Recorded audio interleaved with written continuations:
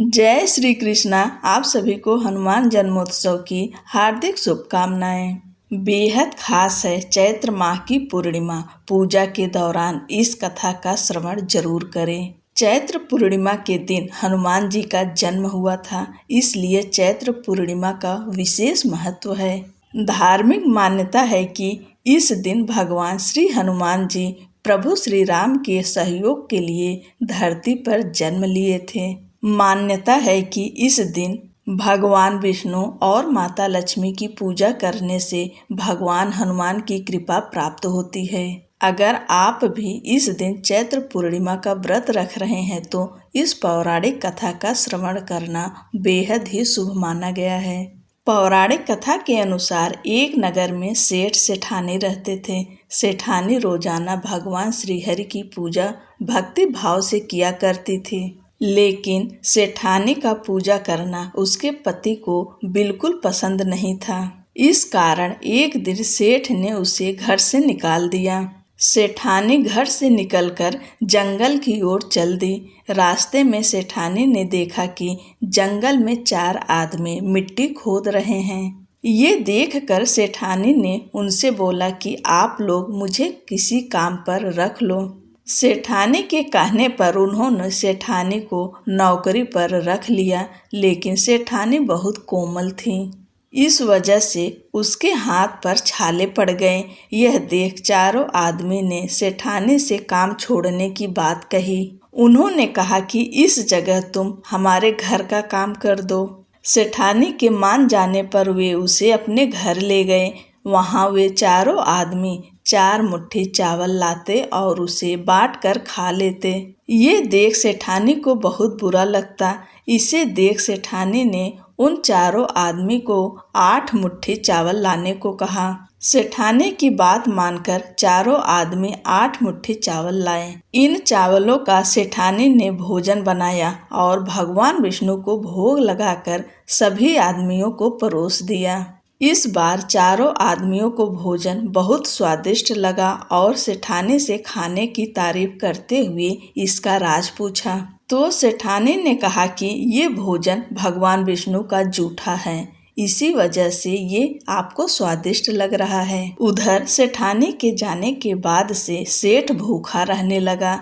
आसपास के लोग उसे ताने मारने लगे कि ये पत्नी की वजह से ही खाना खा रहा था। लोगों की बातें सुनकर सेठ सेठानी को जंगल में देखने निकल गया।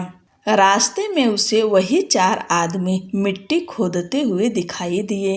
सेठ ने उन्हें कहा कि तुम मुझे काम पर रख लो।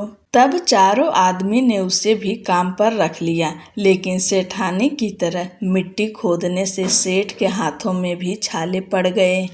ये देखकर उन्होंने सेठ को भी घर का काम करने की सलाह दी। सेठ भी उनकी बात मानकर उनके घर चल दिया। घर पहुंचकर सेठ ने सेठानी को पहचान लिया, लेकिन सेठानी घूंघट में होने के कारण सेठ को पहचान नहीं पाई। हर दिन की तरह इस बार भी सेठानी ने भगवान विष्णु को भोग लगाकर सभी को खाना परोस दिया। लेकिन जैसे ही सेठानी सेठ को खाना परोसने लगी तो भगवान विष्णु ने सेठानी का हाथ पकड़ लिया और कहा कि ये तुम क्या कर रही हो। सेठानी बोली, मैं कुछ नहीं कर रही, मैं तो भोजन परोस रही हूँ। चारों भाइयों ने सेठानी से कहा कि हमें भी भगवान विष्णु के दर्शन कराओ। सेठानी के अनुरोध करने पर भगवान विष्णु उन सभी के सामने प्रकट हो गए। यह देख सेठ ने सेठानी से क्षमा मांगी और उसे हाथ पकड़कर घर चलने को कहा। तब चारों भाइयों ने बहन को बहुत सारा धन देकर विदा किया। तब से सेठ भी भगवान विष्णु का भक्त बन गया और पूरी श्रद्धा से उनकी पूजा करने लगा। इससे उसके घर में फिर से धन की बरसात होने लगी। ऐसी मान्यता है कि इस दिन व्रत रखने से सत्यनारायण भगवान के साथ हनुमान जी, प्रभु श्री राम और माता सीता की कृपा भी प्राप्त होती है। बोलो लक्ष्मी नारायण की जय। बोलो श्री हनुमान महाराज की जय। हनुमान जी के जन्म से जुड़ी पौराणिक कथानुसार सतयुग में राजा दशरथ ने संतान प्राप्ति के लिए गुरु वशिष्ठ के मार्गदर्शन में पुत्र कामेष्टि यज्ञ करवाया, जिसे रिंगी ऋषि ने संपन्न किया। यज्ञ संपन्न होते ही यज्ञ कुंड से अग्निदेव स्वयं खीर का पात्र लेकर प्रकट हुए और तीनों रानियों को बांट दिया। उसी वक्त रानी कैकेयी के हाथों से एक चील ने खीर छीन ली और मुख में भरकर उड़ गई। चील जब उड़ी तो देवी अंजनी के आश्रम से होकर गुजरी और उस वक्त अंजनी ऊपर देख रही थी। अंजनी के मुख में खीर का आंशिक भाग गिर गया और अनायास वह खीर को निगल गईं, जिसकी वजह से वह गर्भवती हुई और उन्होंने चैत्र मास के पुण्यतिथि पूर्णिमा को बजरंग बली को जन्म दिया। अजर अमर बजरंग बली भगवान श्री राम के अनन्य भक्त हुए और सदैव ब्रह्मचारी बने रहे। बोलो श्री हनुमान की जय। हनुमान जयंती के दिन श्रद्धालु जन अपने अपने सामर्थ्य के अनुसार सिंदूर का चोला, लाल वस्त्र, ध्वजा आदि चढ़ाते हैं। केसर मिला हुआ चंदन, फूलों में कनेर आदि का फूल चढ़ाते हैं। पीला फूल हनुमान जी को जरूर अर्पित करें।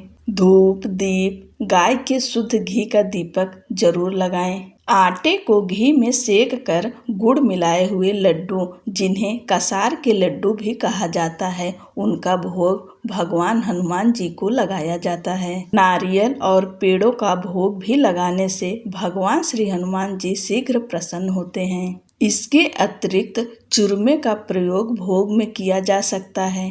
केला आदि फल भी चढ़ाए जाते हैं।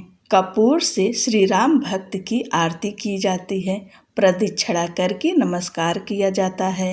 उस दिन भजन, कीर्तन और जागरण कराने का विशेष महत्व है। श्री हनुमान जयंती के दिन सुंदरकांड, हनुमान चालीसा आदि का पाठ किया जाता है। आप अपने सामर्थ्य के अनुसार कोई न कोई पाठ इस दिन जरूर करें। इस तिथि में कई जगहों पर मेला भी लगता है। जिन स्थानों पर मेला लगता है उन स्थानों में से कुछ स्थान सालासर, मेहंदीपुर, चांदपोल स्थान प्रमुख हैं। आप सभी को हनुमान जी के जन्म दिवस की ढेर सारी शुभकामनाएं। पवन पुत्र हनुमान जी अपनी कृपा, अपना आशीर्वाद आप सभी के ऊपर बनाए रखें। बोलिए श्री रामचंद्र की जय, हनुमान जी की जय। जय श्री कृष्ण। राधे राधे दोस्तों।